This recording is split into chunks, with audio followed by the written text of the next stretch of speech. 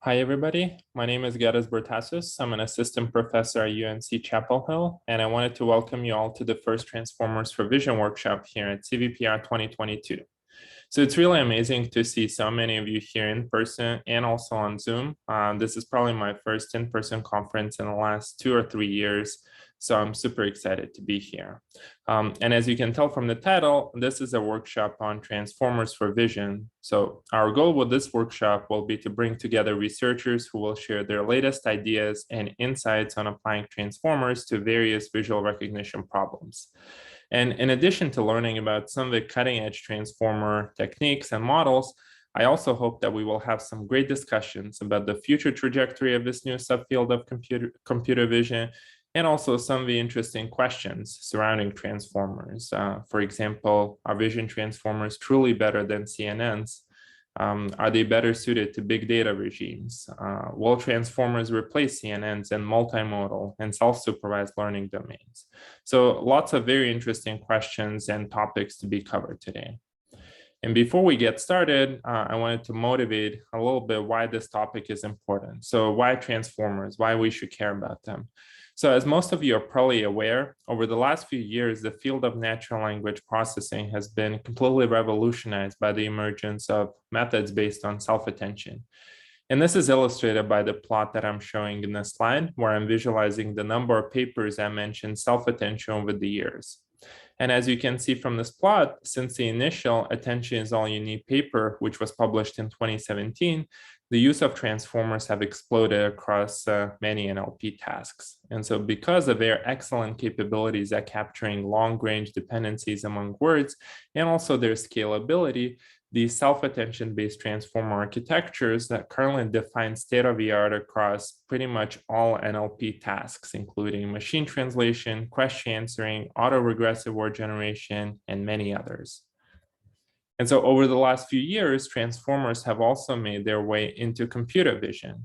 So we witnessed quite a few prominent models such as DETR, VIT, SWIN, BAIT, MAE, and many others.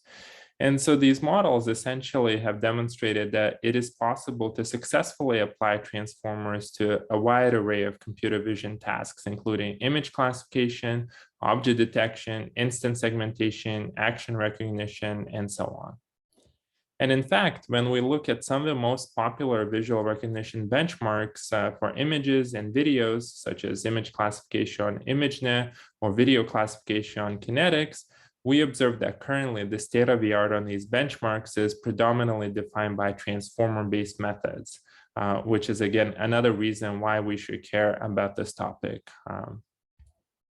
And aside from impressive results on standard visual recognition benchmarks, transformers have also turned out to be extremely useful for various multimodal applications.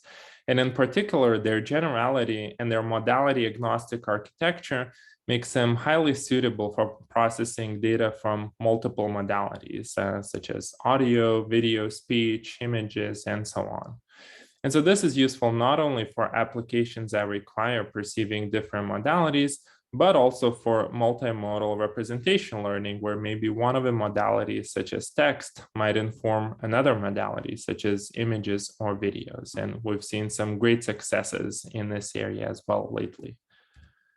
And in addition to multimodal applications, transformers have also been recently making a splash in the self-supervised learning community. And so in particular, these methods like BAIT or MAE that employ BERT-style mass language modeling objectives have shown that these objectives yield very strong visual representations that generalize to a variety of visual recognition tasks, raising many interesting questions whether these transformer-based models are getting us closer to the BERT moment in computer vision.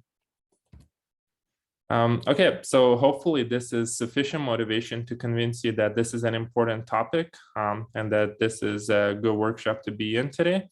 And so with that, let me now switch gears a little bit and give you a brief overview of some of our planned events for today. So first of all, we have a great speaker lineup consisting of 9 speakers. In the first session, we will hear from Alexander Kolesnikov from Google Brain, Li Dong from Microsoft Research, and Mathilde Caron from Google AI. In the second session, we will have Joanne Tu from UCSD, JB Aliric from DeepMind, and Jitendra Malik from UC Berkeley and Meta. And then lastly, we will finish the invited speaker talks with Arshan Agrani from Google AI, Drew Jagel from DeepMind, and Saining Shia from Meta. And so note that some of these talks will be in person and some will be virtual. And additionally, toward the end of the day at 4:30 p.m., we will also have a panel discussion with Arshan Agrani, Yale Song, Lucas Bayer, Saining Shia, Shalini DeMello, and Ishan Misra. We will discuss many interesting transformer-related questions and also speculate about the future of this subfield. And it should be a very exciting discussion. And I'm personally really interested to hear what these folks have to say, since all of them are working at the forefront of this new subfield of computer vision. And in addition to the invited speaker talks in the panel, we will also have 3 accepted paper spotlight presentations, each of them consisting of 6 5-minute presentations. So these will take place at 9:30 a.m., 12 p.m., and 3 p.m. And then immediately after the third paper spotlight presentation, we will also have a poster session. So please be sure to attend. We have 47 accepted papers, and they're truly excellent papers. So don't miss out on those. And all the papers are also available at our workshop's website. So if you have any questions about specific technical details, definitely check those out. And in general, if you need to look up the schedule, get access to the accepted papers, or find any other workshop-related information, you can do so at our workshop's website, which I'm displaying in the slide. So yeah, just for your information. And lastly, I wanted to mention that this year's CVPR workshops coincide with Juneteenth, which is an important US holiday commemorating the end of slavery, and a holiday of special significance in the US South. So we encourage attendees to learn more about Juneteenth and its historical context, and also to join the city of New Orleans in celebrating this holiday.